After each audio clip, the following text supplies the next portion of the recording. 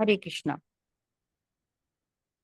हरे Krishna. Hare ओम Krishna. अज्ञानितिमिन्दस्य ज्ञानञ्जनशलाकया चक्षुरुन्मीलितं येन तस्मै श्रीगुरुवे नमः।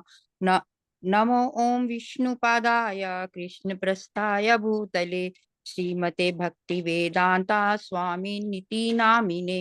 नमस्ते सारस्वते देवे गौरवाणी प्रचारिणे निर्विशेषा शून्यवादी पाश्चात्य देश तारिणे। जय श्री कृष्ण चैतन्य प्रभु नित्यानंदा श्री अद्वैता गदाधारा श्रीवासादि गौर भक्त वृंदा। हरे कृष्णा कृष्ण कृष्णा हरे हरे हरे रामा राम राम हरे हरे।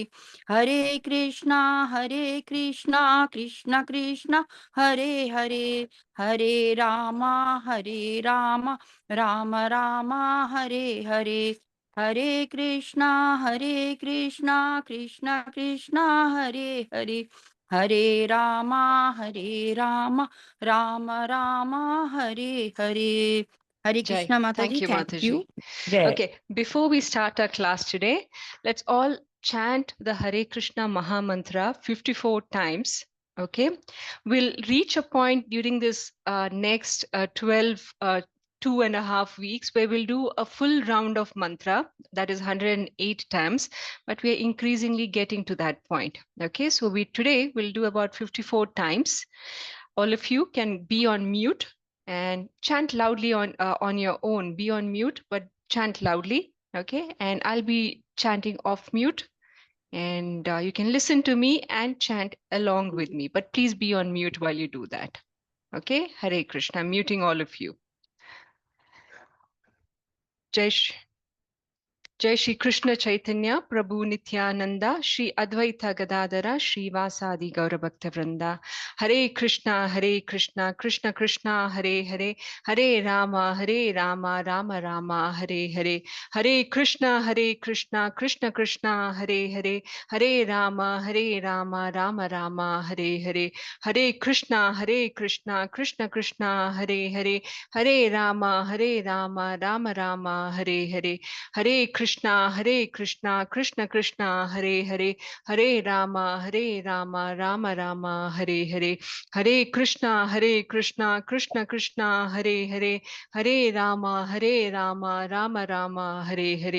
हरे कृष्णा कृष्ण कृष्ण हरे हरे हरे राम राम राम हरे हरे। हरे कृष्णा कृष्ण कृष्ण हरे हरे हरे राम राम राम हरे हरे।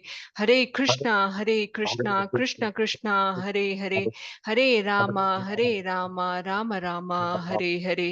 हरे कृष्णा कृष्ण कृष्ण हरे हरे हरे राम राम राम हरे हरे।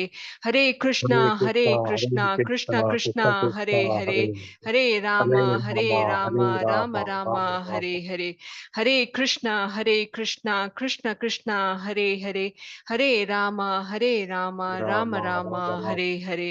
हरे Krishna Krishna Krishna Hare Hare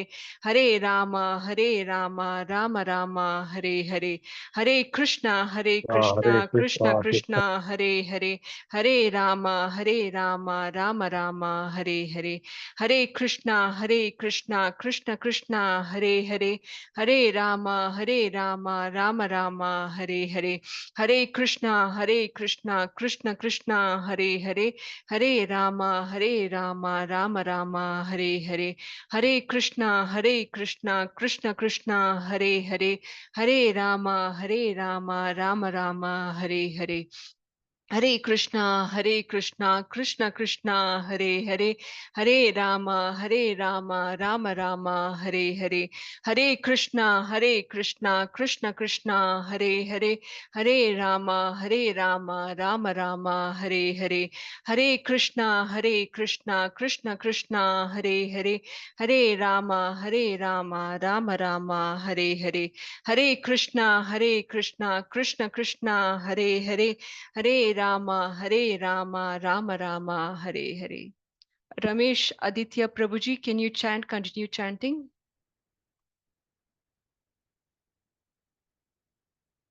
Is there anyone who wants to continue chanting? Hare Krishna Mataji, should I? Praveen Sharma ji, yes, go ahead.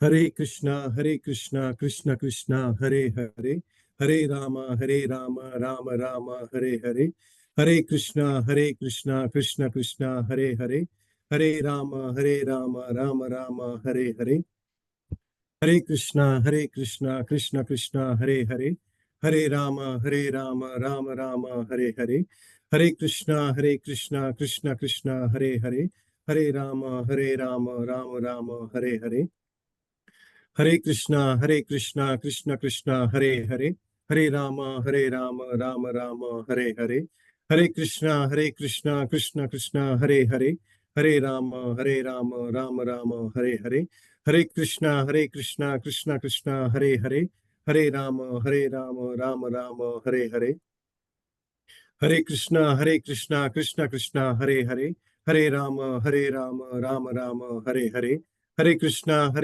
Krishna Krishna, Hare Hare, Hare Rama, Rama Rama, Hare Hare, Hare Krishna, Krishna Krishna, Hare Hare, Hare Rama, Rama Rama, Hare Hare, Hare Krishna, Krishna Krishna, Hare Hare, Hare Rama, Rama Rama, Hare Hare, Hare Krishna, Krishna Krishna, Hare Hare, Hare Rama, Rama Rama, Hare Hare, Hare Krishna, Krishna Krishna, Hare Hare, Hare Rama, Rama Rama, Hare Hare, Hare Krishna, Krishna Krishna, Hare Hare, Hare Rama, Rama Rama, Hare Hare. Hare Krishna, Krishna Krishna, Hare Hare. Hare Rama, Rama Rama, Hare Hare. Hare Krishna, Krishna Krishna, Hare Hare. Hare Rama, Rama Rama, Hare Hare. Hare Krishna, Krishna Krishna, Hare Hare. Hare Rama, Rama Rama, Hare Hare. Thank you, Hare Prabhuji. Krishna, Krishna Krishna, Hare Hare. Hare Rama, Rama Rama, Hare Hare. Thank you, Thank you, ma'am. Prabhuji. Does anyone want to continue? May I, Hare Mataji? Jai Lakshmi Mataji. Hare Krishna, Krishna Krishna, Hare Hare, Hare Rama, Rama Rama, Hare Hare, Hare Krishna, Krishna Krishna, Hare Hare, Hare Rama, Rama Rama, Hare Hare, Hare Krishna, Krishna Krishna, Hare Hare, Hare Rama, Rama Rama, Hare Hare, Hare Krishna, Krishna Krishna, Hare Hare, Hare Rama, Rama Rama, Hare Hare, Hare Krishna, Krishna Krishna, Hare Hare, Hare Rama, Rama Rama, Hare Hare, Hare Krishna, Krishna Krishna, Hare Hare, Hare Rama, Rama Rama, Hare Hare, Hare Krishna, Krishna Krishna, Hare Hare, Hare Rama, Rama Rama, Hare Hare, Hare Krishna, Krishna Krishna, Hare Hare, Hare Rama, Rama Rama, Hare Hare, Hare Krishna, Krishna Krishna, Hare Hare, Hare Rama, Rama Rama, Hare Hare, Hare Krishna, Krishna Krishna, Hare Hare, Hare Rama, Rama Rama, Hare Hare, Hare Krishna, Krishna Krishna, Hare Hare, Hare Rama, Rama Rama, Hare Hare, Hare Krishna, Krishna Krishna, Hare Hare, Hare Rama, Rama Rama, Hare Hare, Hare Krishna, Krishna Krishna, Hare Hare, Hare Rama, Rama Rama, Hare Hare, Hare Krishna, Krishna Krishna, Hare Hare, Hare Rama, Rama Rama, Hare Hare, Hare Krishna, Krishna Krishna, Hare Hare, Hare Rama, Rama Rama, Hare Hare, Hare Krishna, Krishna Krishna, Hare Hare, Hare Rama, Rama Rama, Hare Hare, Thank you, Hare Mataji. Hare Krishna Jai Mataji. Shri Krishna Chaitanya, Prabhu Nityananda, Shri Advaita Gadadhara, Shri Vasadi, Gaura Bhakta Vrinda.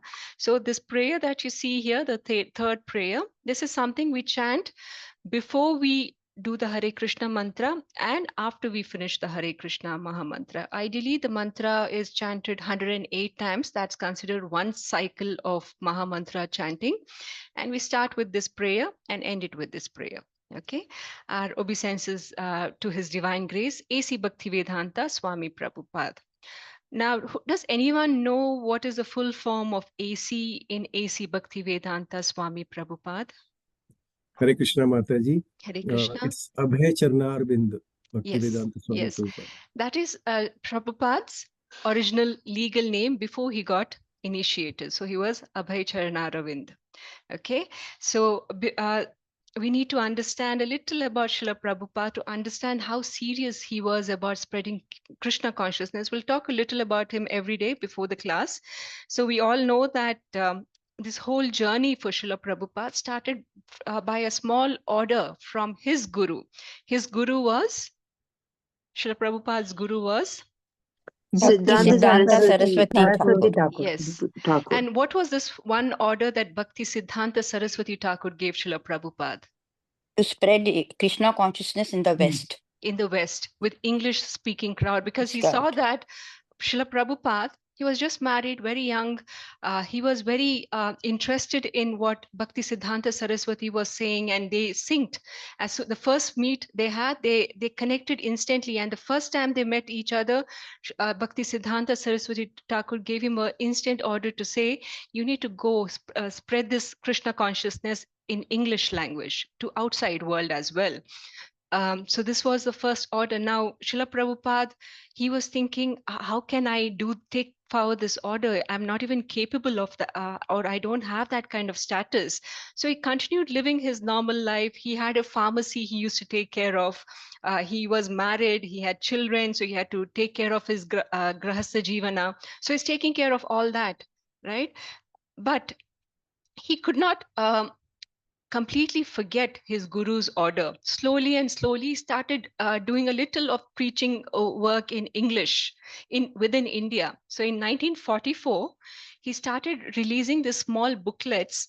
It's called the booklet is called Back to Godhead. Okay.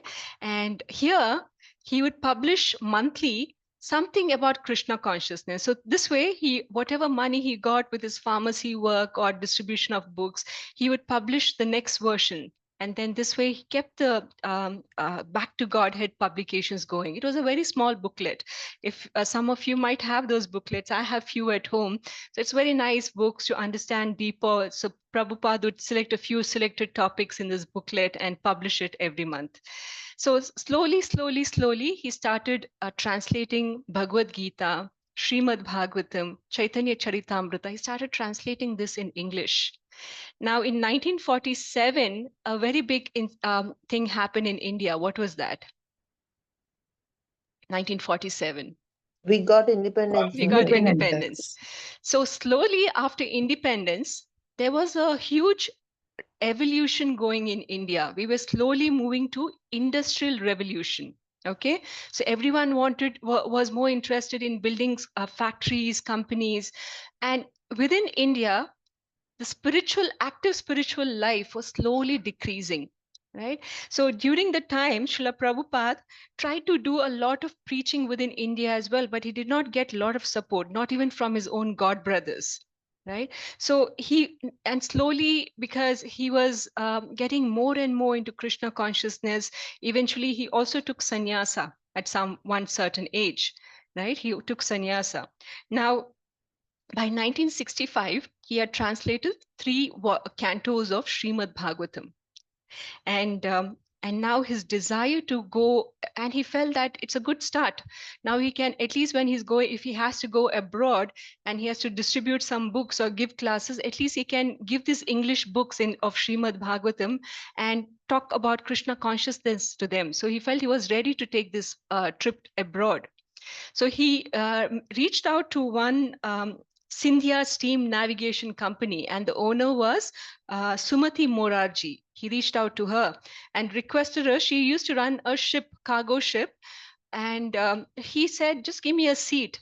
Even though it's a cargo ship, give me a free pass to US in your ship. But Sumati Morarji was very concerned about the advanced age of Srila Prabhupada. So she kept rejecting him. But finally, after much insisting, finally she agreed. And Srila Prabhupada, in August 13, 1965, he boarded this ship called Jaladuta.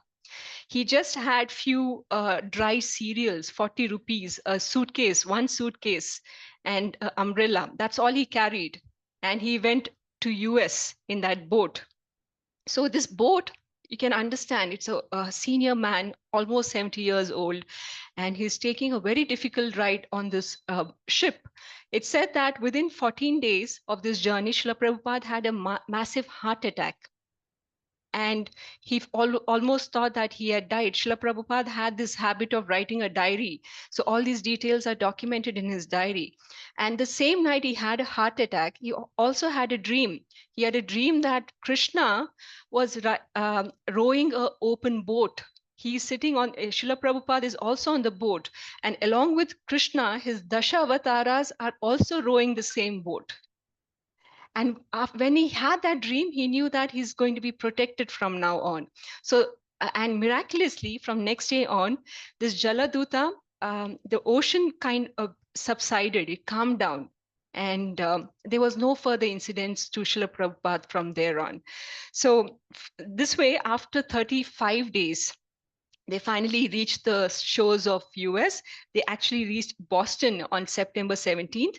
But after that, the same boat further went to New York, and Srila Prabhupada disembarked in New York. And this is where he started his preaching activities in New York. So we'll continue this pastime of Srila Prabhupada for every class. So this is where we stop about Srila Prabhupada. Srila Prabhupada ki jai. Okay, now Gita Mahatmya.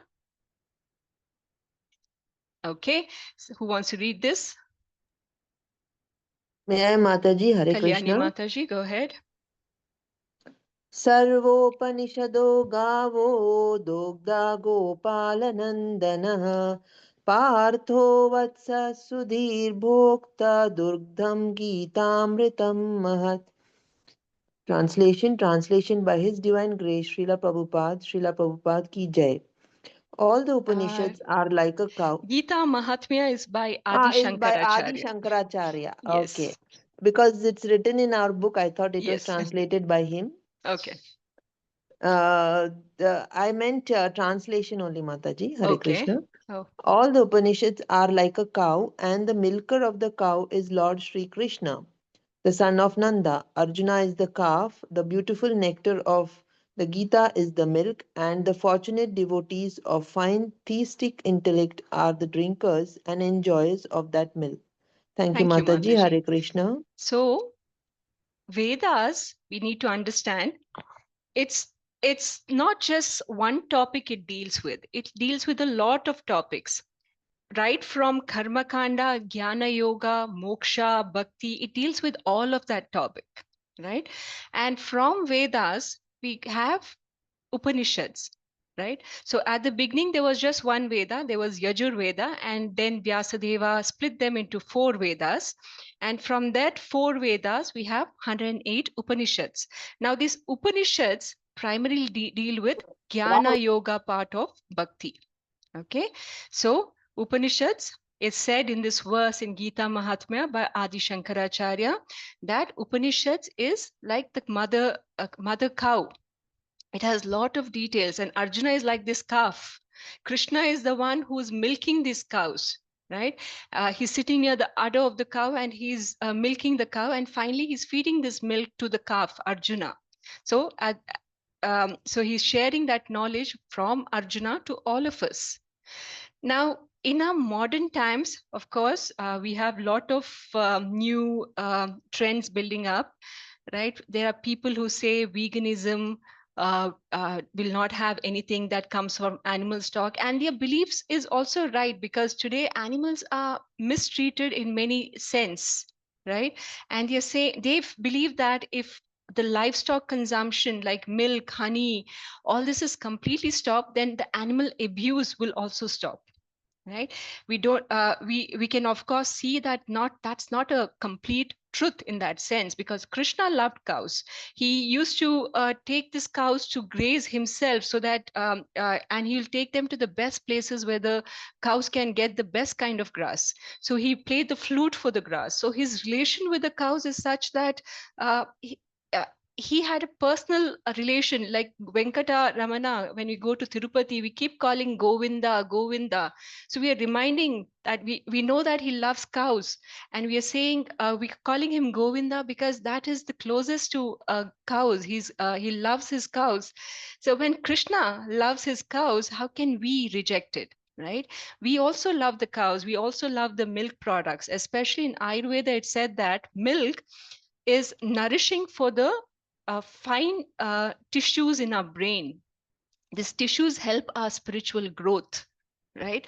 But of course, the cows have to be treated very well. It's not that we ill treat the cow and then expect a good milk from them, which nourishes us spiritually. That cannot happen. When a cow is protected, sheltered, and that kind of cow milk comes to us, that is very, very nice, right?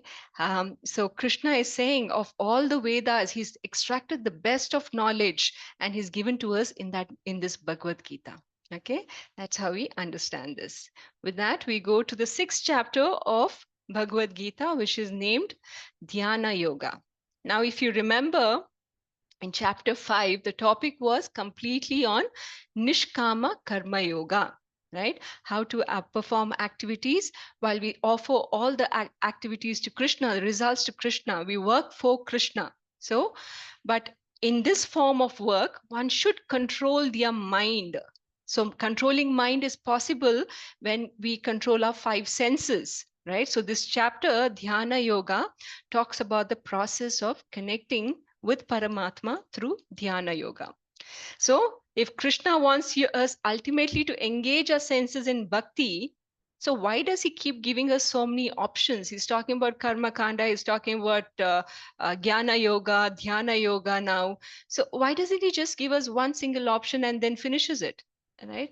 So think of it in this way. If a child approaches their parents, let's say they finish their 10th, now they have to take some professional course, right? The child would consult their parents or teachers and say, I'm not sure what to do next, so can you advise me? So what would the parents do? They'll tell him, they'll do some basic research, this college, this is best, and then they'll present a summary of what they think should be right. They'll say, if you choose science in this university, then you can do this after this, or you can pursue career in this kind of field, or if you do arts, then this is what follows. So you lay out the various career paths for the child, right? And the child will select something that appeases it eventually with the approval of the parents, of course. So Krishna is like that. He's a wonderful father. He knows that bhakti yoga, though it's the ultimate path, not everyone could prescribe to this path right away. They might be in different stages of achieving the ultimate stage of bhakti, right? So he's giving us various options. He's saying, if you're more interested in doing work, then follow the karma kanda form of worship, where you continue to work, but you eventually start working for me instead of working for yourself. Or if you are more interested in the empirical study of knowledge of bhakti, then you follow the jnana yoga, right? Eventually you might be studying all kind of things around the material study, but eventually you get to a point where you're more interested in something more superior, and then you'll come to bhakti yoga. So this way he's laying out the different options, right? And right now he's talking about dhyana yoga. Now remember, dhyana yoga is one of the very difficult options that he's presenting. Of course, there's jnana yoga also, that is also difficult, but this is also a very difficult path. But why is he giving us this option? So you know what are the different options. It shouldn't be that someday someone approaches. I had a foreign devotee who had come to the temple, and she casually walked up to me and asked, does this temple also follow yoga?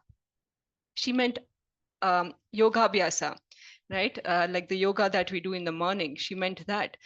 And then, of course, she was not ready to go in at that point to understand that yoga, like Ashtanga yoga, yoga abhyasa, that may not be the indirect connection to what ISKCON is doing right now or wants to do in future.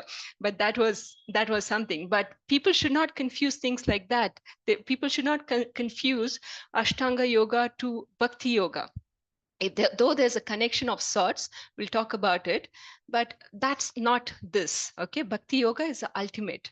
So we'll get to that point through discussion of dhyana yoga, Okay, so before we get into Dhyana Yoga, we need to understand Ashtanga Yoga. Ashtanga Yoga has 8 limbs. Okay, there is the first initial. What we need to understand, the reason why one follows yoga is not really to lose weight. It's not to practice breathing. The ultimate purpose of any kind of yoga abhyasa ultimately is to connect with the supreme. Okay, but the first stage of yoga that one goes through, the initial stages, is yama and niyama, right? This third stage is asana, which means to say, to come to the part of asana, which is the third level, one should have followed certain yama. Yama is don't do's, followed some certain yamas, rules and prescription, like what kind of food to eat, not to eat, what kind of lifestyle to live and not to live. These are yamas and niyamas. So once you follow that, then the third stage is performing bodily exercises, right? So you get to know how to sit, how your shoulders should be, how to move your limbs. You get to know all of that in the third level, asana. And further you go, you have further levels where you focus on breathing. Then we focus on pratyahara, which is withdrawal, dharana. And then the seventh stage is dhyana. Okay, so this dhyana, where we intensify our focus on the Lord. This is the stage this chapter focuses on. So this chapter talks about this seventh stage. Okay, so whatever you do till stage 4 is for physical body alone. Okay, yama, niyama, asanas, pranayama is for your physical body. Post that, whatever you do, like pratyahara, dharana, dhyana, and samadhi, that's for your spiritual growth. Okay, the final stage of dhyana is samadhi. Okay, so what is expected in the seventh stage of dhyana is what is explained in this chapter. So the crux of the chapter is what is expected from a yogi who wants to give up all work and focus on the Lord. Arjuna has been asking these kind of questions from the beginning. Should I renounce? Should I give up? So Krishna is telling him what is expected. Once you renounce, what should you be doing? Because you need to focus on the Lord. You can't just give up and do nothing. You need to focus on the Lord to get perfection. So this chapter will give a crux of what is expected for a dhyana yogi. Okay. Any questions so far? Okay, let's move on to verse 6 now from chapter 6. Anyone wants to read?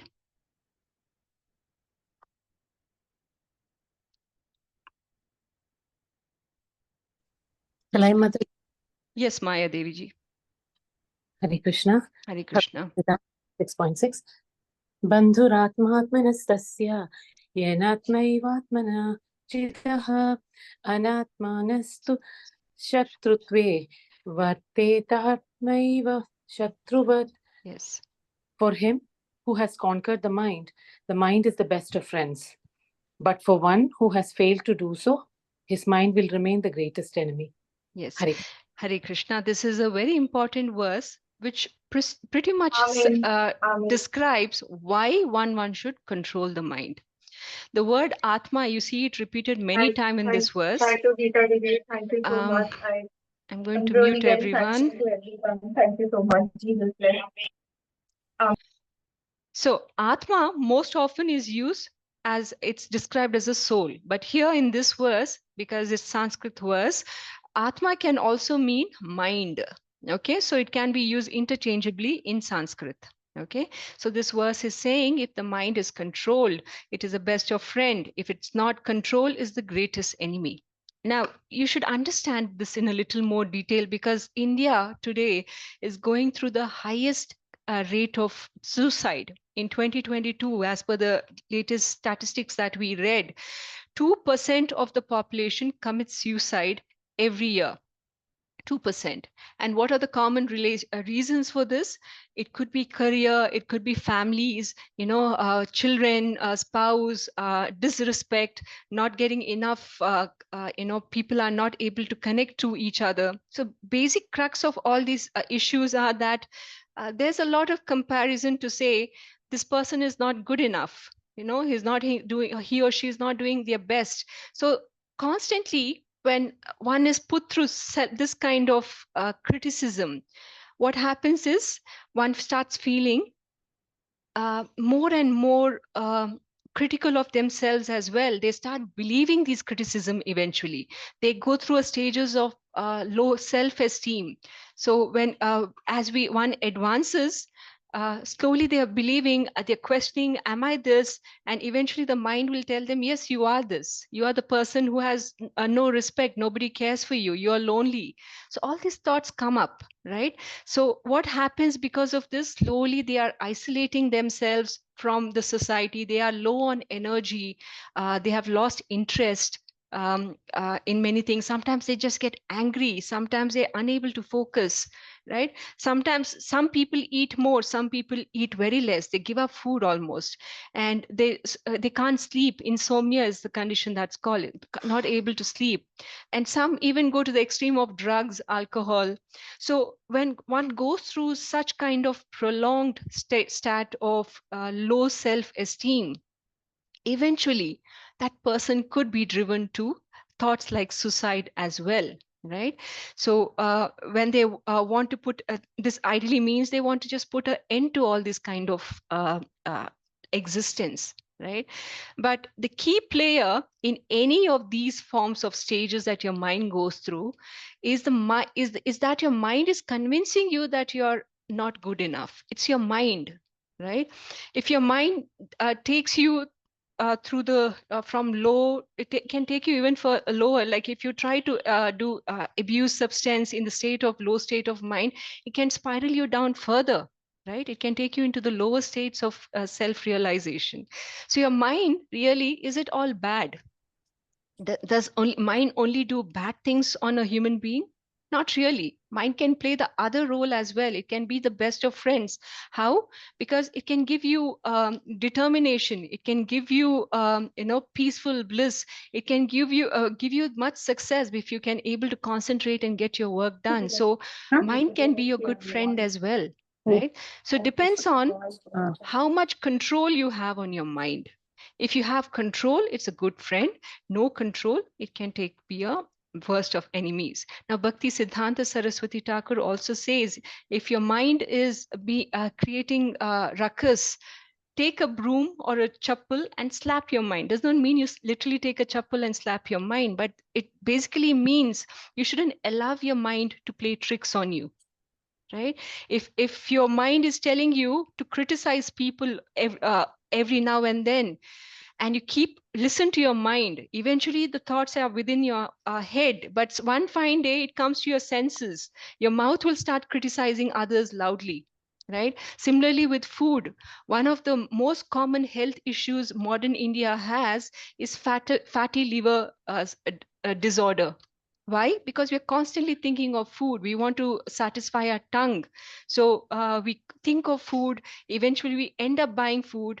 And India is going through a high cholesterol issue right now. So we are having fatty liver disorders, right? All comes from uncontrolled mind. So if you allow your mind to be sad for so long, for whatever the reason it be, bad exams or promotions didn't happen, family is disrespectful, whatever the reason, eventually your mind will marinate in these thoughts for so long that it will give you reasons on why this life is not good enough. Versus the other way around, if you marinate your mind in positive things, things that uplift you, no bad things that happen around you can affect you. And one good way to engage your mind constantly is by engaging your senses constantly in Krishna consciousness. If you come to ISKCON or any temple around them, you will see devotees jumping for kirtan. They are enjoying associating with other devotees, asking questions, interacting, meeting each other's families, talking, making sure everybody is fine, or having prasadam. That is an instant elevation for most devotees, right? So this way, when you engage your senses constantly in Krishna consciousness, whatever it could be singing songs for the Lord, or stitching nice garments for the Lord, or cooking nice items for the Lord, or thinking about the Lord, or taking your family to dhams which remind them of the Lord. Whatever your activities could be, this is a good way to engage your mind. So mind which is engaged like that will not think of negative things. They will think of all the positive things that happen when you're constantly engaging them in positive outlooks. Example given by Srila Prabhupada in this regard is of that of a genie. Now, this is um, a fantasy story, so but take it out for the analogy it brings out, right? So there's a man who got a lamp, he rubbed the lamp, and a genie comes out. Right, the genie tells the man, tell me, what can I do for you? Right. And the man says, this. But the genie says, look, I can do what you're asking me to do, but you'll have to engage me constantly. At one point, if you tell that you have no work for me, I'll instantly kill you. So this genie was now the servant of this man, but still this genie is telling, I'll kill you if you don't engage me in work constantly. So this man found it a little weird, but he said, okay, it's manageable. I'll find something for him to do every given time.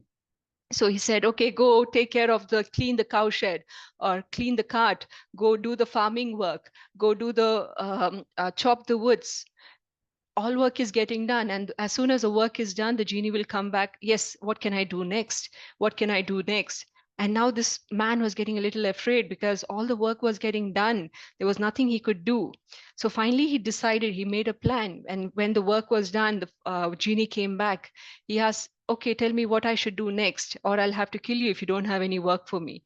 So this man said, okay, there's this bamboo groove behind the house. What you need to do is constantly climb up and down. You go up, come down, go up, come down. Keep doing this constantly. So this way he kept the genie engaged.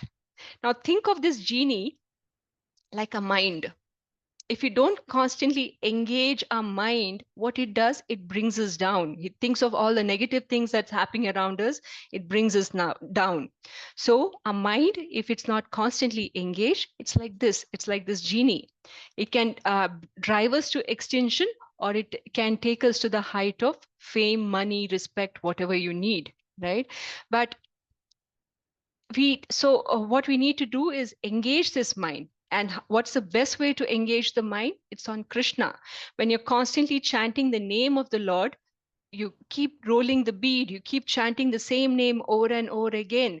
If you don't have any other work to do which is productive, keep chanting. So you're keeping this evil mind engaged constantly in the name of the Lord. This is the way to keep the mind engaged as well. So just just like you have material goals, right? You say sometimes that by the end of 5 years, I need to have built a house. By the end of 2 years, I should have done a lump sum investment in this policy, life insurance policy. You make material goals like that. Similarly, you should have goals for spiritual growth as well. It could be as simple as this year, you have started reading Bhagavad Gita. So make a spiritual goal of, say, I need to have read Bhagavad Gita at least 2 times by the end of the year and understand it better than I understood before. Or if I'm doing 2 rounds every day this year, by the end of this year, I should have touched 8 rounds every year. This is how you keep engaging your senses incrementally, year on year, right? And this is a nice way to measure your growth in spiritual life as well. So keep your mind engaged. Now, this endeavor that we are doing, it's not a new phenomena. The endeavor to remember Krishna, it's not a new phenomena. Even Vishwamitra, whenever he would meet Lord Ram's father, Dasharatha, he would ask casual questions like, how is your endeavor for spiritual growth growing? So imagine, he's father of Lord Ram, and even he needs to do endeavors, right? So what to speak about you and me? We need to definitely endeavor. We are in no position of Lord Ram's father, right? We need to, we have seen enough of the issues in material world, right? Right from the stressful living, traffic, work issues, money issues, education, all that. We have seen all that.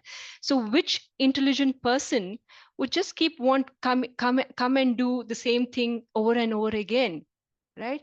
Our focus should be such that in this life we want to end all this business with material world and go back to Goloka. That's our only focus. And to go back to Goloka, the one first thing that we need to do is control our mind, because if the mind is not controlled, it will take us to the other extreme. Okay, with that, let's move on to the next verse 11 and 12.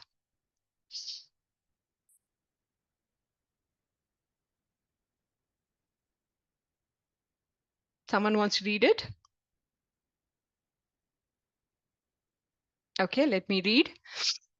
Suchau deshe pratishthapya stiram asanam atmanah natyuchitam natinicham chailajjina kushottaram tatraikagram manah kritva yata chittendriya kriyah upavishyasane yunjyad yogam atma vishuddhaye. To practice yoga, one needs to go to a secluded place, should lay kusha grass on the ground, and then cover it with a deer skin and a soft cloth.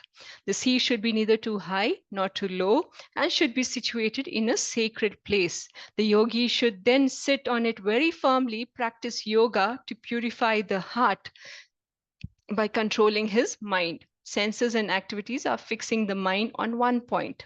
Okay, so Krishna is explaining how to perform dhyana yoga. He's giving us the preliminary steps. Now, the early stages of yoga is called yoga ruruksha. Early stages. Okay, so these are the steps for the early stages of yoga practice. So in these verses, he's saying how to do it, how to perform the yoga ruruksha stage, the early stages. He's saying sitting firmly in a clean, sacred, secluded land and on a deer skin. Why deer skin? Isn't killing deers violent? It's said that as per Shastras, deer skin is auspicious to sit on and to perform dhyana. It's purifying.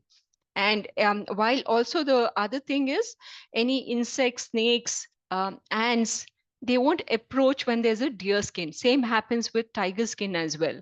So these Kshatriyas are they were allowed to kill, and whenever say there's any kind of disturbance, say by a man-eater, a tiger that's a man-eater, or the population of animals are growing in a certain area and it's creating disturbance, or the animal has grown old. So any of these cases, the first two cases, the Kshatriya was allowed to kill the animal, or if the animal has died a natural death, the skin of this animal would then be given to a rishi where they can sit in the jungle in a secluded place, secluded but sacred place. Okay, and they'd practice meditation. The second point given over here is fixing the mind on the tip of the nose, sitting and focusing. And how do you focus? By it's not keeping your eyes fully open. You close your eyes, just see enough to see the tip of your nose. And when you're focusing like that, you control your mind, senses, and one should do yoga for the purification of your consciousness. Okay. The next two verses, verse 13 and 14. Does anyone want to try now? Hare Krishna, Manisha Mataji. Mataji? Yes, go ahead. Hare Krishna, Mataji. Sorry. Hare Krishna. Samam kaya shirorgrivam dharayan achalam stiraha sampreshya nasikagram savadasaschanavalokayan prashantatma vigatbir brahmachari vrate stitaha mana samyamya matchitto yukta asitta matparaha. Translation by A.C. Bhaktivedanta Swami Prabhupada ki jai. One should hold one's body, neck and head erect in a straight line and stay steadily at the tip of the nose. Thus, with an unagitated, subdued mind, devoid of fear, completely free from sex life, one should meditate upon me within the heart and make me the ultimate goal of life. Hare Krishna. Hare Thank Krishna. you, Mataji. So the third and fourth rule is mentioned in these two verses. 13 says, keep erect by keeping your body, neck, and head straight. Right? Can you think of that? Keeping your body, head lined straight and keeping focus at the tip of the nose, sitting straight in a not very elevated, not very lower place. Right? Meditating on my form, withdrawing the senses from all kind of sense objects, and being fearless with a vow of celibacy. Celibacy is brahmacharya. So make Krishna the ultimate goal of life. So this is how yoga ruruksha should be followed. The early stages of yoga abhyasa works. Now, a good example of yoga abhyasa, or sorry, yoga ruruksha is Dhruva Maharaj, or Dhyana Yoga, sorry, he's Dhruva Maharaj. He's a son of Uttanapada. Now, Dhruva Maharaj is the great grandson of Brahma. And so that makes Narada his grand uncle, right? Narada's. He comes from a very elevated family line. His father, Uttanapada, had two wives. One was Suniti, his mother, other was Suruchi. Suruchi, yes. The Suruchi was the elder wife and Suniti was the second wife. And from Suniti came Dhruva, and from Suruchi came the other son, Uttama. So once Uttama was climbing his father's lap, the father he's sitting on the throne, and he's climbing his father's lap, and the father is playing with the son Uttama. And when seeing this, Dhruva also wants to sit in his father's lap. So he slowly climbs and he's trying to get on his father's lap. Now, Suruchi, who is the other wife, she saw this scene and she gets very upset.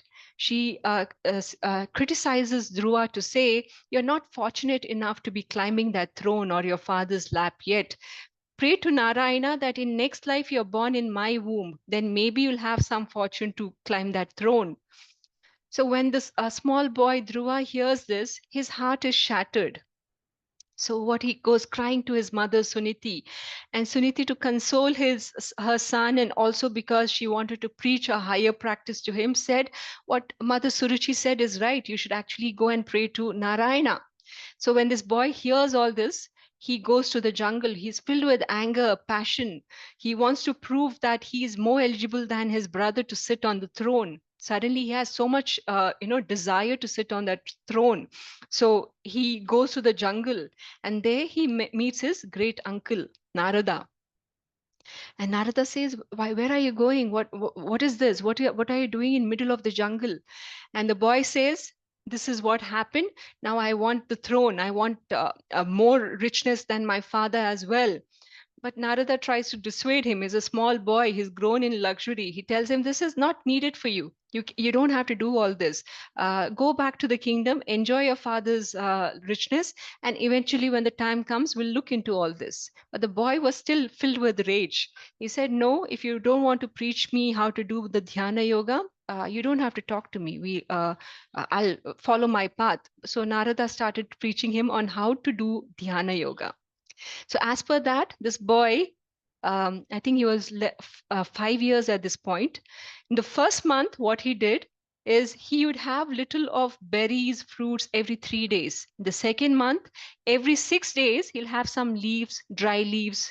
In the third month, every 9 days, he'll have some water. In the fourth month, every 12 days, he will inhale air. He'll just breathe once and stop breathing, right? In the fifth month, he was standing on a single leg, and he was controlling his breathing, right? And his intensity of dhyana meditation was so much that his toe, which was pressing the earth, was pushing the earth further down, and the air movement was completely stopped because he was holding his breath. The earth had synced his breathing along with him, and it was because there was no air circulating. The whole earth was feeling suffocated, choked.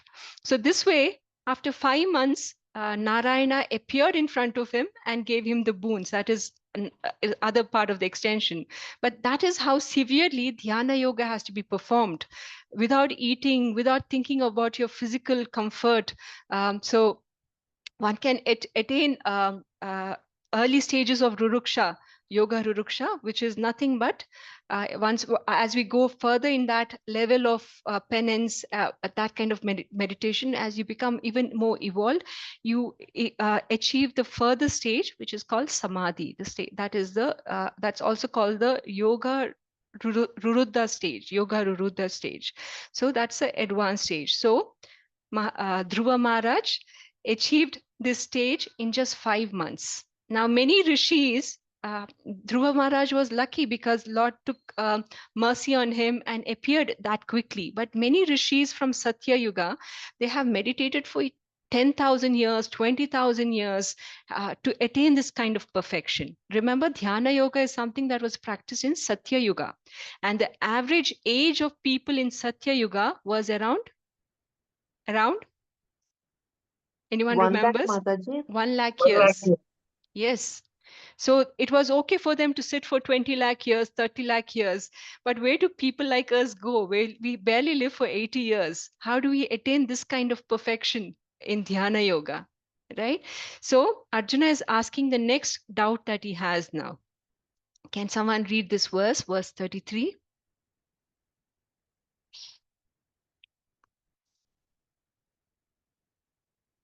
Nobody wants to read? Okay, I can do the Sumit I Prabhu. can Go read. ahead. Yes, Mataji. Hare Krishna. Hare Krishna. Arjuna Uvacha Yoyam Yogastvaya Prokta Samyena Madhusudana It it Ityaham na pashyami chanchaltvat stitam stiram. Translation: Arjuna said, O Madhusudana, the system of yoga which you have summarized appears impractical and unendurable to me, for the mind is restless and unsteady. Hare Krishna. Hare Krishna.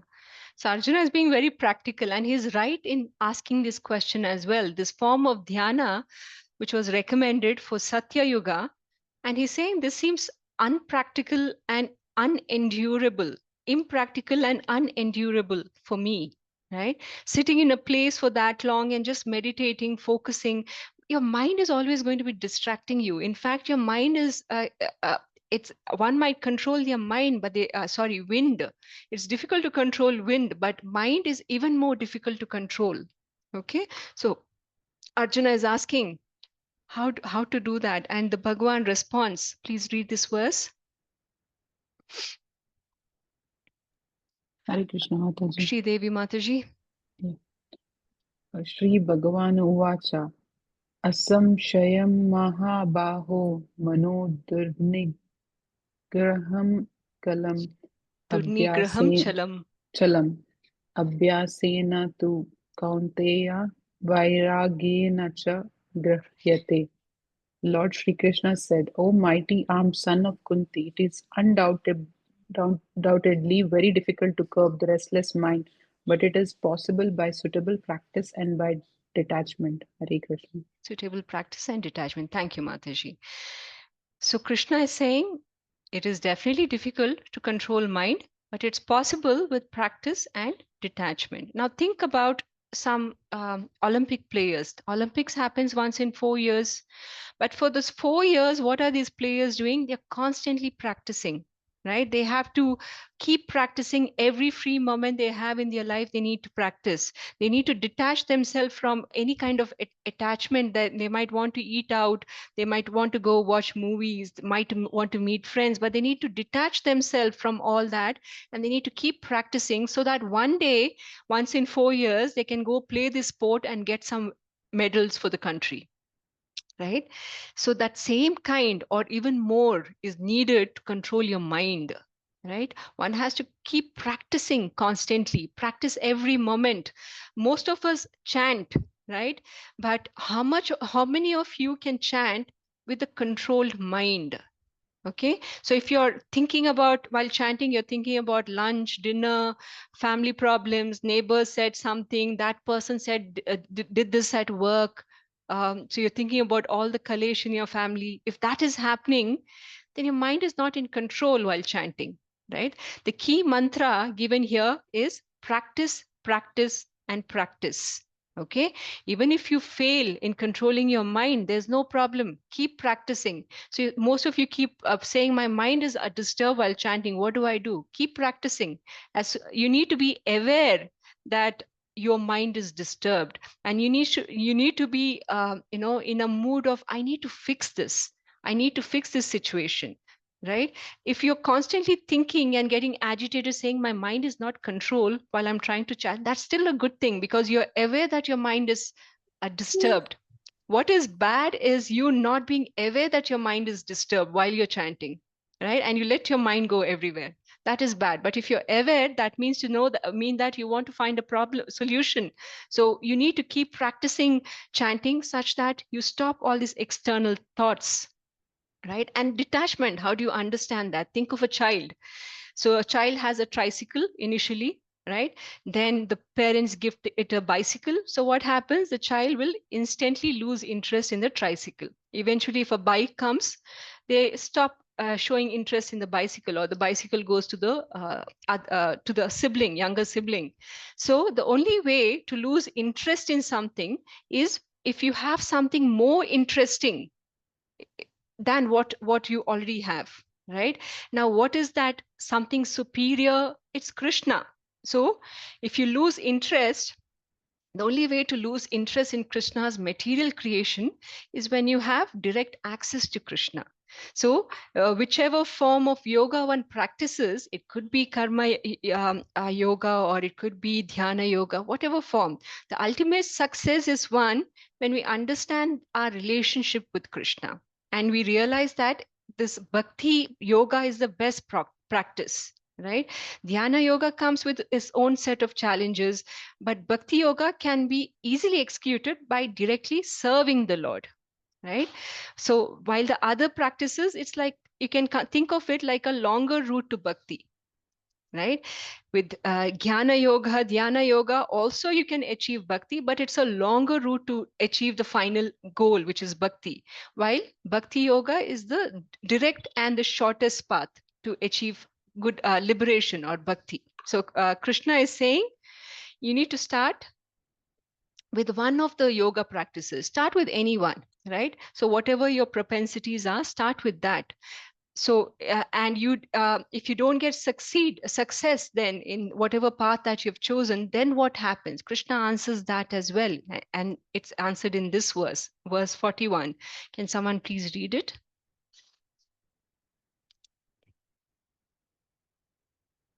May I, Mataji? Jai Lakshmi Mataji. And someone be ready for 42 as well after this. Go ahead, Jai Lakshmi Mataji.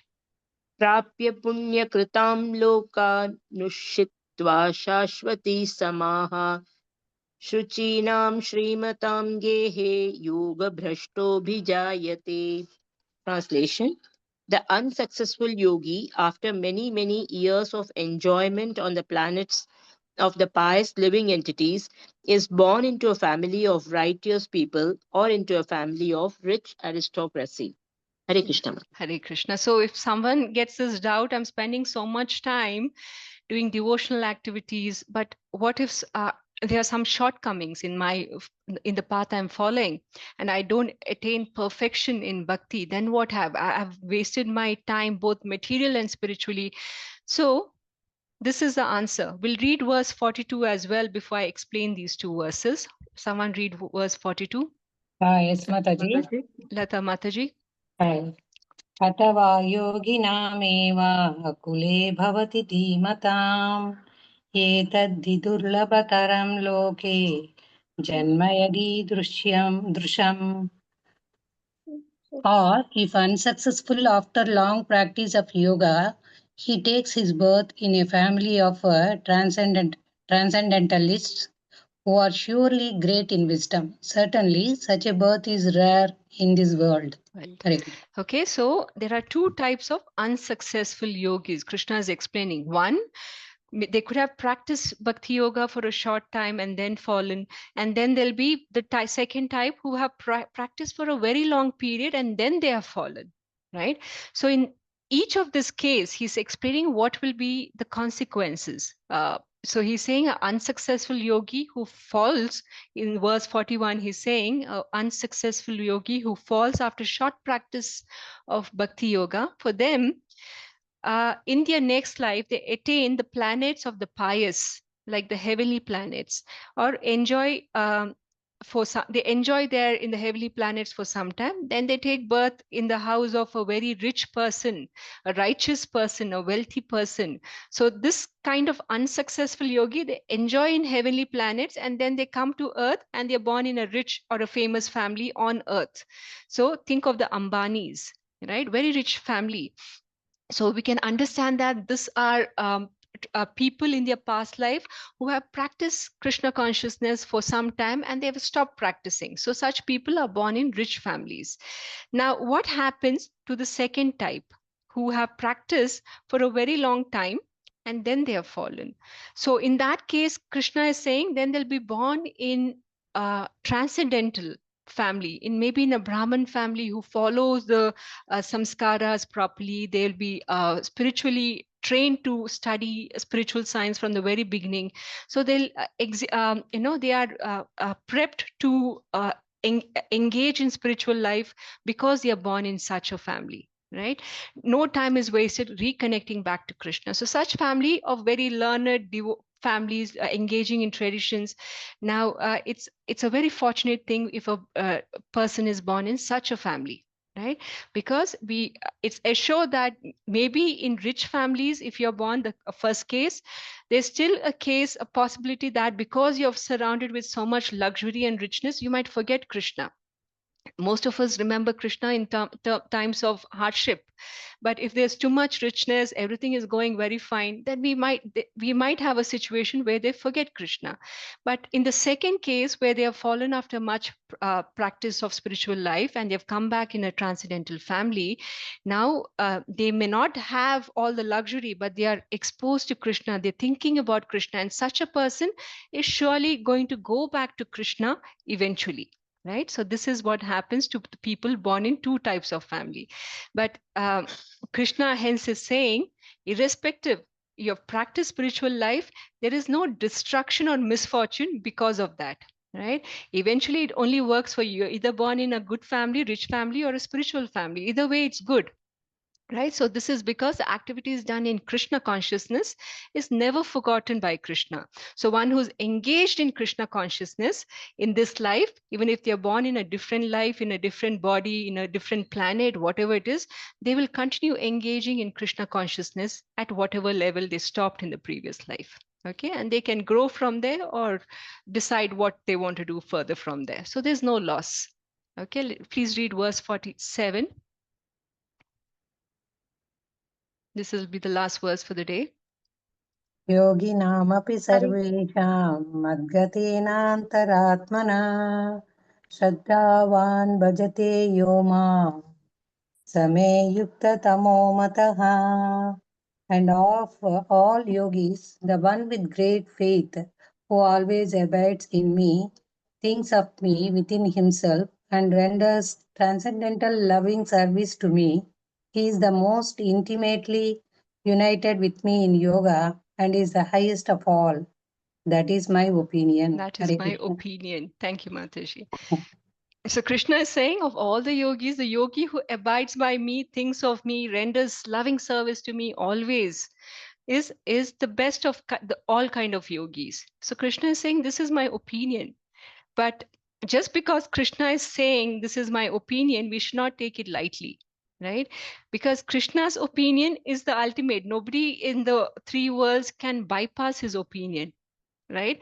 So we should take it very seriously that he's giving an opinion that he says is the highest of all. So how to attain perfection is by rendering loving service to Krishna. So if you ask me, somebody asked me, what is that one thing we have to do to go back to Goloka? Offer service to Krishna, right? Things that you do every day, like getting up early, taking bath, you chant, you cook, you offer, you light some lamp, you make some garlands. Then after that, you clean the houses, you serve the devotees, you look after the welfare of the other devotees, you go and inquire about their good health every now and then. So all this is devotional service. Even the things that you do beyond, like reading, singing, dancing for Krishna, painting for Krishna, stitching for Krishna, everything is devotional service. So even when you talk about Krishna, when you share knowledge, right, or discuss in different forums about Krishna, that is devotional service. So if you say lead some organization, if you set up systems that is in alignment with Krishna consciousness, that is conducive for the people there working to be in Krishna consciousness, that is also Krishna consciousness. So in conclusion, Krishna is saying Bhakti Yoga is better than Jnana Yoga, Karma Yoga, or any kind of yoga. Bhakti Yogi is one who serves the Lord, is the best kind of all yogis. Okay, with that, we go to a small pastime. Not pastime, there are many instances. I want to just list out a few devotees out there who have done follow this bhakti yoga and followed given set a good example for us. One and foremost of them is Bhishma Deva, and he is one of the most misunderstood devotees of the Lord. Also remember, when we're talking about Bhishma Maha, he is one of the 12 Mahajanas. He laid on a bed of arrows, he let the blood flow from his body, and in that state he wrote the Vishnu Sahasranama. He recited the Vishnu Sahasranama, and he recited that for Krishna. He was praising Krishna lying in that bed of arrows. And then after that, because Krishna said there's nobody better than Bhishma to talk on Dharma Shastra, he started preaching Dharma Shastra to Yudhishthira. Now, also, we should know that, it's very easy to play the role of a hero in a play, right? But knowingly playing the role of a bad guy to spread a message, Krishna wanted to pass on this message to say, however potent warrior you are, if you are on the path of adharma, the faith will be that of Bhishma. So he made Bhishma the live example of what becomes the status of a person who is a adharmi. And Bhishma Deva played that role so nicely that even today we criticize Bhishma Deva for the role he played in Mahabharata war. But ultimately it was Krishna who made him play that role. And at the end of his life, he didn't have anything else, want to do anything else but to remember Krishna. So ultimately, when all his role was done, he finished playing his role, he came back to his original form. He said, I, from here on, don't want to do anything that is not connected with Krishna. Remember, even that role he played for Krishna is service to Krishna as well. And because of that, he's remembered even today as one of the 12 Mahajanas. We already, we know of Prahlada. He was put through much abuse by his father, but he kept his faith through all that, right? And then we know, we just spoke about Dhruva Maharaj, how Narada had preached to Dhruva Maharaj. And it's not just to Dhruva. And in fact, when you listen talk about Narada, I think many of the old movies or even some serials we watch today have done a disservice to Narada. They kind of put him in a comical role, or a person who goes and do chugli from one person to the other. That's that kind of portrayal. But Narada is a very exalted preacher. He does not rest anywhere. He keeps traveling so he can keep spreading the fame of the Lord everywhere. And it's not an ordinary feat. He has made so many nice devotees, right? Right from Dhruva, Prahlada. Prahlada was listened to the Srimad Bhagavatam recitation from Narada while he was within the womb of his mother. His mother stayed pregnant for 100 years because Prahlada did not want to come out and disturb this narration. So he stayed in the womb for 100 years and finally came out. And by the time he came out, just by listening from the narration of Narada, he had become a nice devotee, and he was able to face all the torture his family put him through because of that. We already know about Parikshit Maharaj. Parikshit Maharaj gets to know that there's just 7 days left for him to live. And what does he do? He instantly gives up all comforts, all food, or rest, nothing. Day and night he's sitting and listening to Srimad Bhagavatam from the lotus mouth of Shukadeva Goswami. This is all good examples of how devotees work, how they face situations in extreme conditions, what is the attitude one should have while serving the Lord. Another good example of serving the Lord is Hanuman, right? Ramaduta Hanuman. He was given this task of crossing the Arabian Ocean and jumping over to Lanka and finding out if Mother Sita is in Lanka, right? And as he was crossing the ocean, there was one demon called Simhika. The Simhika could capture anybody's shadow and pull them into the ocean.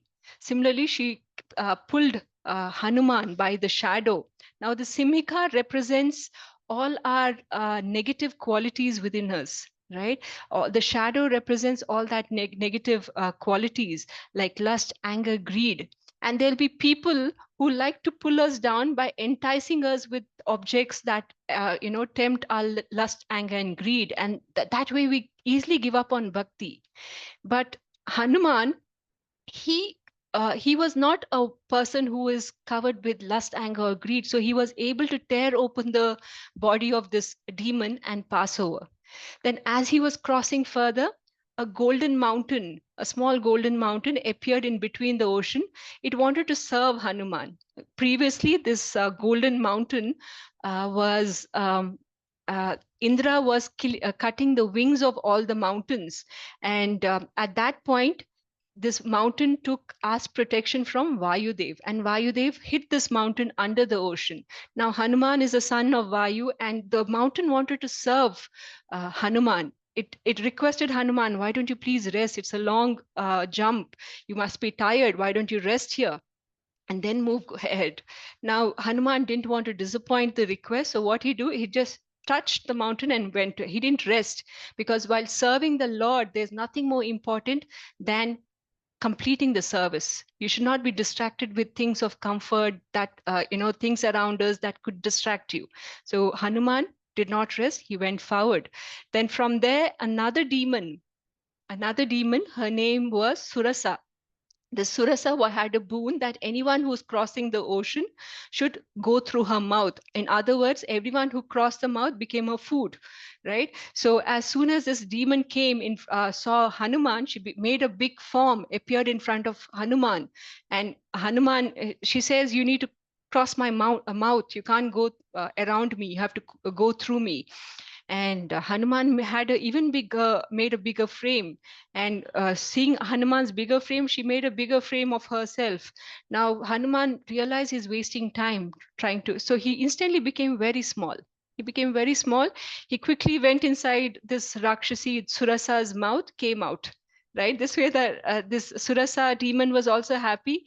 And this also shows that when you're engaged in the service of the Lord, we should not take our ego too heavily, right? Someone has a problem with what you're doing, what you're saying, be very humble, because your focus is in serving the Lord, right?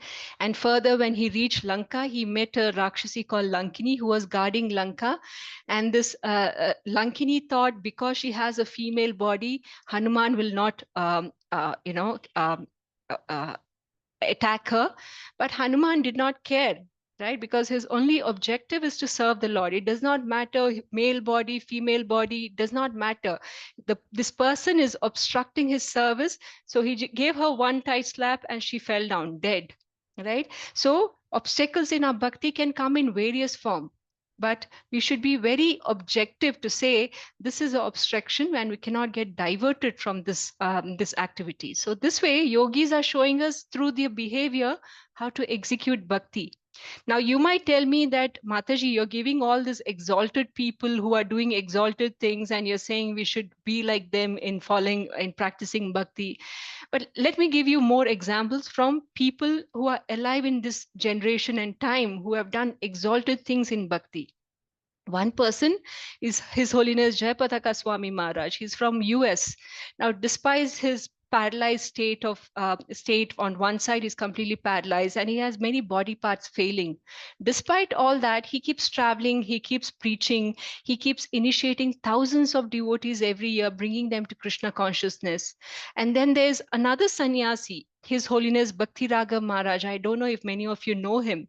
He's a French-Canadian Maharaj. And in the 70s, it so happened that he was in West Bengal. The temple had not yet been constructed at that time. And there was a small makeshift temple with a Radha Krishna deity in that temple.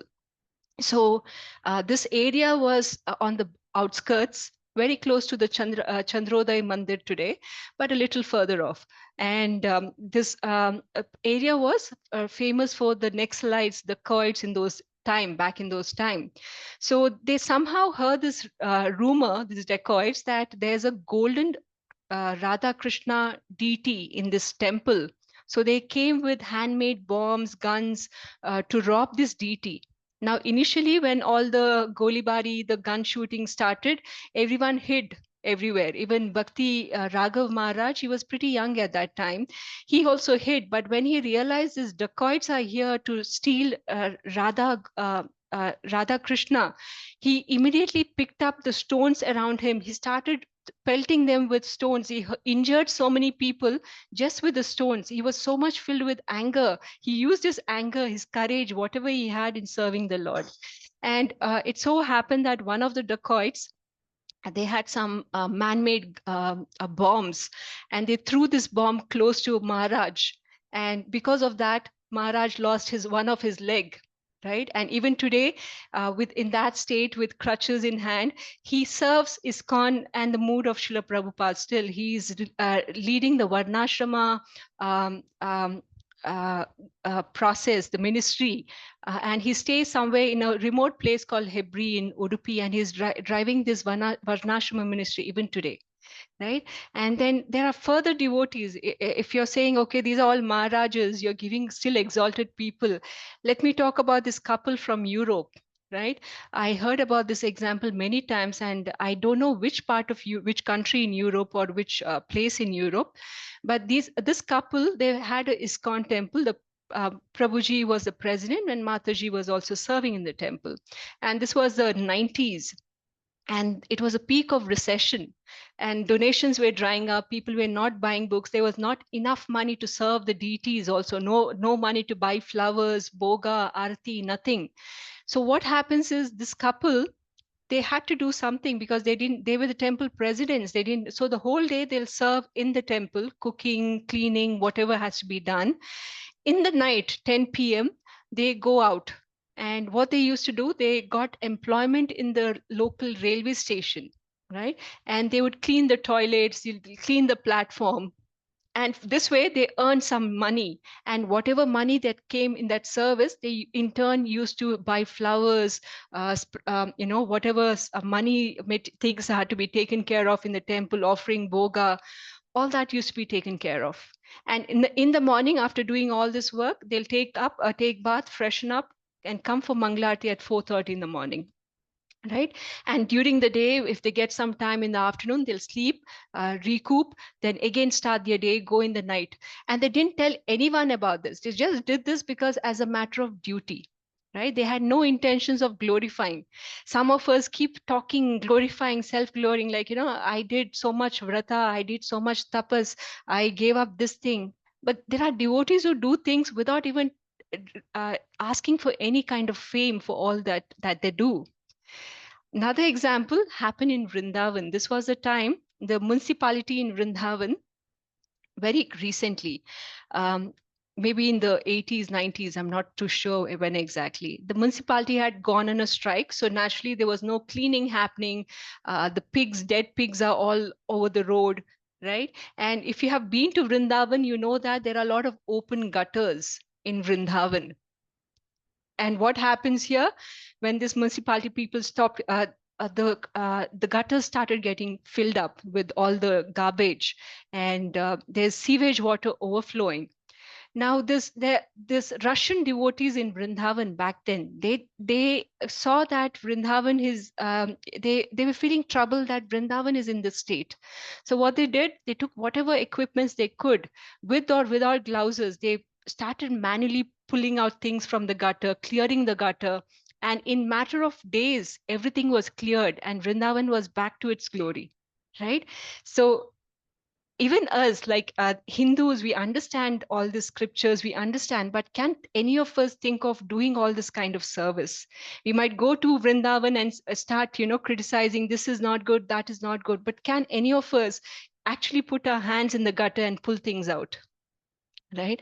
So that is the glory of the devotees that we're dealing with. So when you're seeing devotees like this, we should not take them lightly. We should not be condescending. They might look good or not look good, might look clean, not look clean. Doesn't matter. We should be very humble and offer all respects to them. Right? So what to speak of, and many people might think we are Hindus, we understand scriptures, we understand bhakti, but actual bhakti is what you see in these devotees. They could have a foreign body, doesn't matter, but they have understood bhakti. They have accepted bhakti like it should be, right? When Srila Prabhupada, when he wanted to spread Krishna consciousness in India, he struggled because nobody was willing. Even his god brothers were not willing to help him, right? Even to have some little money to spread, print books, he was not getting that money. But when he went to the foreign countries, though these people were not exposed to this culture of bhakti, they instantly accepted Srila Prabhupada. They were so enamored by the presence of Srila Prabhupada that they instantly accepted anything that came from him, that is Krishna consciousness. So it's not about the body that you have. Forget body, forget the human body. Lord Ram engaged monkeys, bears, squirrels, right? So bhakti is beyond this body, right? Anybody, any form can do bhakti. So we should remember bhakti is a universal language. It's not limited from what kind of birth you have, what kind of place you're born, what kind of languages you speak. Doesn't matter. So Krishna, if you practice till Krishna finally gives in and gives us a little taste of Krishna consciousness, you should keep practicing with detachment. Try to detach yourself from all the material things that's happening around you, right? And bring your people, your family together in this journey of Krishna consciousness. So our body, we should understand, it's not limited. We should not think of others like a Sama Pandita. We should not think of this body as being bad, this body is good, they come from a different country, mlechas, not mlechas. No, everybody can practice bhakti. Everybody can surrender to Krishna. So, and he accepts them, as we saw in the last chapter. Krishna accepts all of them. He says they are mine. So with that, we end chapter 6. So in this chapter, so far, we spoke about how to advance in Ashtanga Yoga. What's the role of the mind? Mind can be a good friend or a good enemy. And how to practice yoga, how to sit, how to meditate. We read about all that. Necessity of controlling the mind. Arjuna is saying controlling the mind is impractical, unendurable. So what is the solution to control the mind? Arjuna is asking this question. And then Krishna answers by practice and detachment. And finally, what is the status or what happens to unsuccessful yogi? Yogi who practices for a short time, they will go to heavenly planets and then they'll be born in earthly planet in a rich family, while an advanced yogi will be born in a transcendental family. So finally, the topmost yogi is one, even better than yogis, is a devotee who worships Krishna. Okay, so with that, if someone could read the screen. Hare Can I, Krishna, Mataji? Mataji. Yes. By chanting the Hare Krishna mantra constantly, one can fix the mind on the lotus feet of Krishna. Savai mana Krishna padar vindyoho. Srimad Bhagavatam 9.4.18. And in this way, achieve the perfection of yoga. Hare Krishna. Hare Krishna. Okay. So with that, we end our class for today. I'm open for any questions you have now. Mataji, I want to ask a question. Yes, please, Mata. So I wanted to ask, so when we reflected on this chapter, we realized that people are going to realizing about Krishna only when they meet the most dire circumstances of their lives. Like, for example, Bhishma Pitamaha, when he was on his bed of arrows, okay? Prahlada, when he was tortured by his father, and so on, right? No, let me correct you. Why do we wait? No, let me correct you. Let me correct you because the question is wrong. Bhishma Pitamaha is always conscious of Krishna. He's always conscious. Yes, but he played a role because Krishna wants him to play a role. If he had not played this role, the Mahabharata war wouldn't have happened. Right? Okay. Bhagavad Gita preaching wouldn't have happened. And it was important at this stage for the Bhagavad Gita to be recited all over again, to set up that parampara, disciplic succession. And also Krishna had taken birth to demolished the demons at that point. There were many demons who had come and taken birth in various kingly families, and all of them supported Kauravas. Right? Okay, So when you this put it whole in current, war was orchestrated such that Bhishma Pitamaha played a role. Now you're saying Prahlada. Prahlada was a devotee by birth. He listened in the womb of his mother. Um, he listened to Narada Muni reciting Srimad Bhagavatam for 100 years.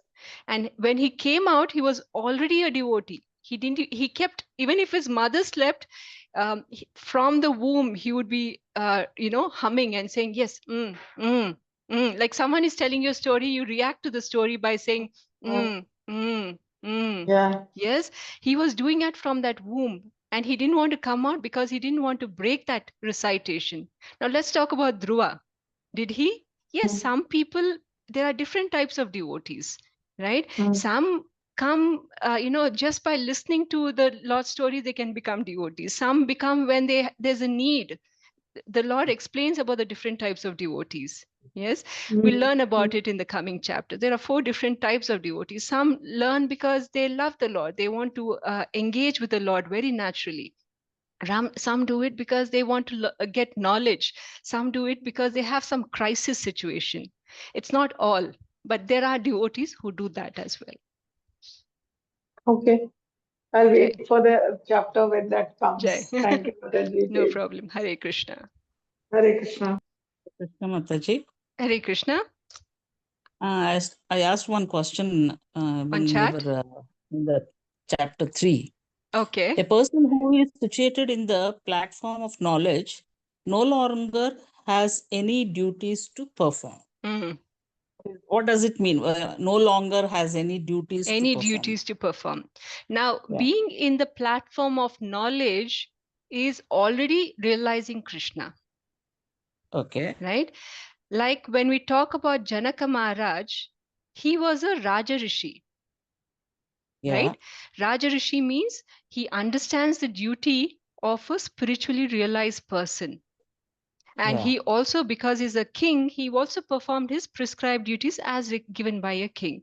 Now, what does it mean? Like a liberated person has no more duties to perform. We do duties. Why? It's a way to control our senses. Right? When we engage in the service of Krishna, our senses are getting engaged. In that way, we are engaging our mind in serving Krishna. Right? But a person who is already liberated, their senses are already in control. Right? If they don't do a duties also, even if they're not engaging in activities, their mind is anyway controlled. The end crux of all this yoga, the need to do any form of yoga, the ultimate success is when you get control of mind. Right? So a liberated person he's not required. They might do it because they want to set up some example, like Krishna did, Lord Rama did, Janak Maharaj did. Though they were liberated, they were doing some duties to set an example, but they're not required to. They'll not get diverted from Krishna consciousness because they're not engaging their senses in that sense. So they're not required to. Okay, Mataji, I understood now. Hare Krishna. Thank you so much. Hare Krishna. Any other questions?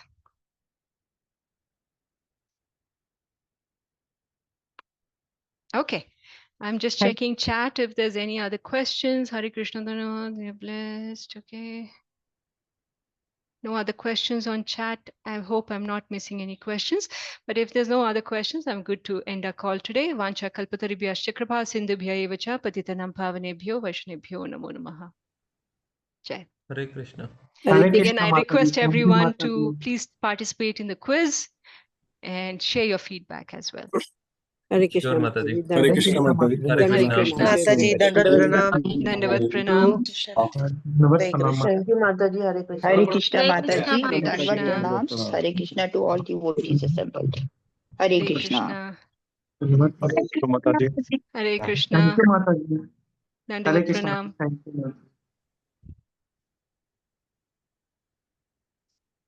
And in the call for everyone, Hare Krishna.